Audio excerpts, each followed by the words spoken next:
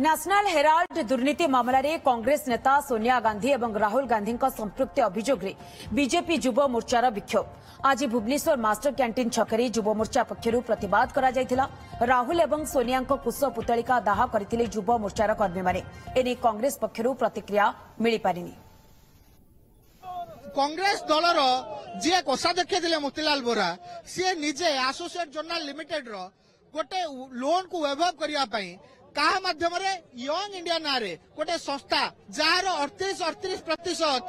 माने मालिकाना राहुल गांधी और सोनिया गांधी ए दुई जन मिछ गांधी ना रे थिला ता माध्यम 90 कोटी टंकार लोन वैभव करी मात्र 50 लाख टंकार पूरा 5000 कोटी टंकार संपत्ति स्थावर अस्थावर संपत्ति लखनऊ पाटना आपणकर दिल्ली ये प्रमुख जगार स्थावर अस्थावर संपत्ति को से दुई जन व्यक्ति ना गोटे चंचकतापूर्ण बाट बाहर कले। एटा केते धिक्कार करिवार विषय